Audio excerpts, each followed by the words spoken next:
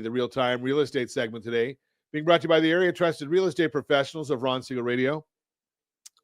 rsrmoney.com, rsrmoney.com.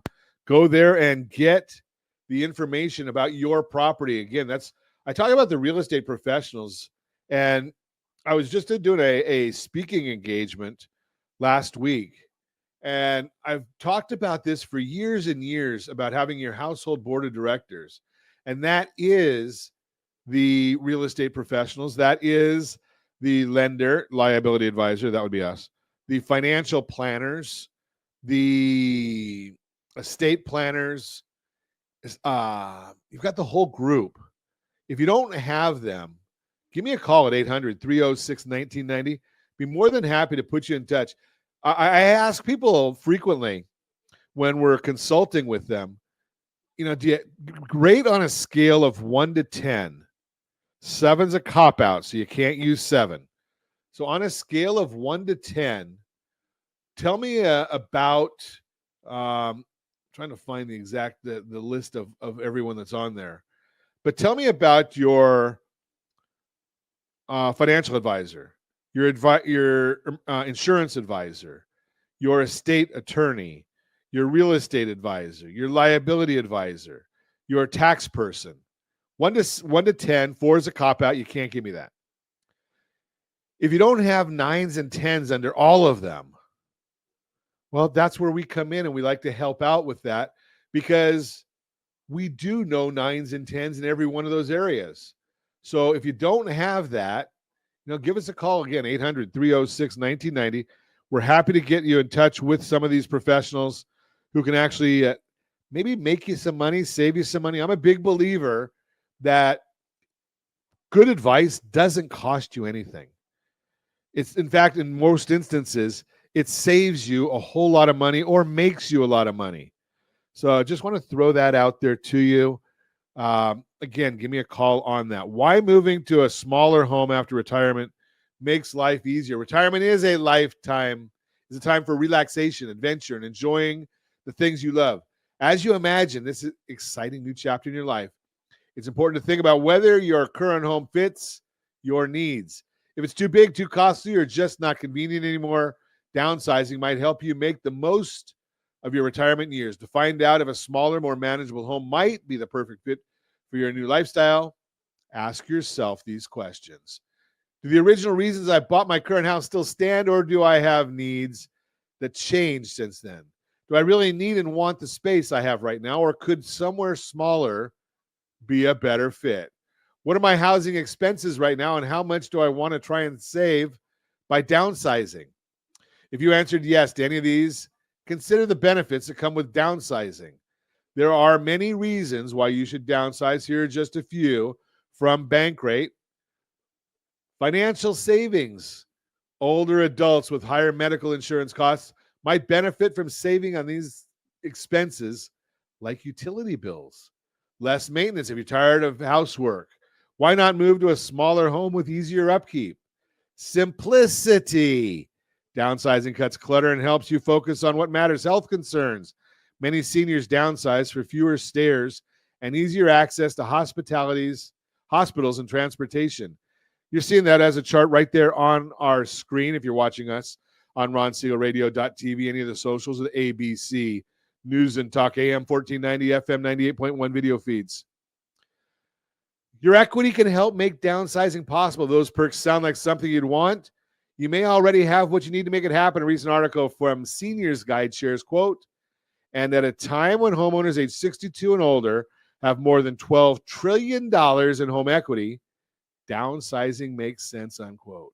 If you've been in your house for a while, odds are you're one of those homeowners who's built up a considerable amount of equity, and that equity is something you can use to help you buy a home that better fits your needs today. Greg McBride, Chief Financial Analyst at Bankrate, explains, quote, downsizing can mean taking that equity when the home is sold and using it to pay cash or make a large down payment on a lower priced home.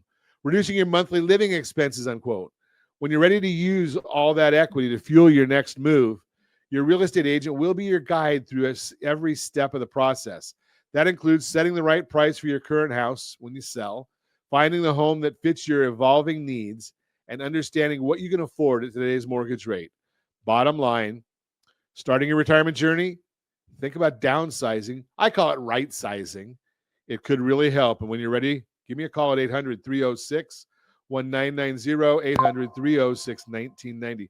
One of the issues that I talk about with regard to this has to do with the concept of, something, maybe the reverse mortgage is right for you. I know one of the myths of the reverse mortgage is the concept of purchasing a property. Yes, you can buy a house with a reverse mortgage and maybe even get a little nicer lifestyle. Think about this concept, and then we're going to get into the workshop in just a bit. But the concept here is you've got a house, you've been making payments for decades. Maybe you don't even have a mortgage on it. Now, I'll be the first to tell you, leading a lending team, we don't lend money to people who need money, for the most part. We lend money to people who want money. Big difference. So you need to make sure you've gotten that taken care of in advance. What does that mean? Well, if you don't qualify, you're too young for a reverse mortgage maybe, and you've retired, if you didn't take care of getting your house in order financially, liability-wise, could be a problem. But let's talk about our seniors. Got a house, you've been making those payments for years and years. Let's just say it's in Orange County and you've got $800,000 in equity. A lot of equity right there. And you say, okay, I want to go out to the desert. I want to buy a house for $500,000. Well, think about this concept. And I don't know what your numbers are. We'd have to figure that out for you. But maybe you want to buy it, let's say $600,000. Makes the numbers easy. You go out there and you look and you say, okay, I found the price for property for $600,000. I just cashed out $800,000 in equity.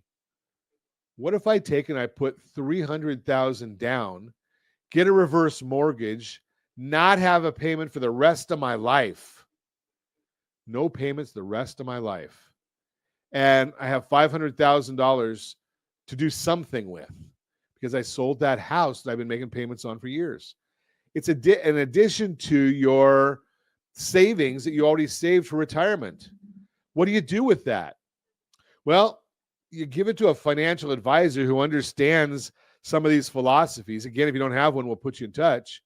But think about that concept, because now what you're thinking, we're saying is that $500,000, if, and I only say if we can get that return at 8%, which I know many ways to do that, you're talking $40,000 a year. Now, most of the time now, used to be you say 4%. Now I say like 5%. You take 5% of whatever that you're holding, your principal balance is, and take that as a distribution each year. So of that 500,000, you're going to take, say, 2,000 a month, 24,000 a year. You're not going to dip into that principal ever because you're going to be building over and over again.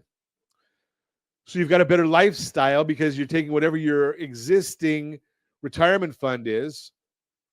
Maybe you're taking Social Security. Maybe you're waiting to take Social Security because you don't need it right now. Maybe you've got money in the 401k. Maybe you've got other assets. But now you add another $2,000 a month to it. It's just a plan.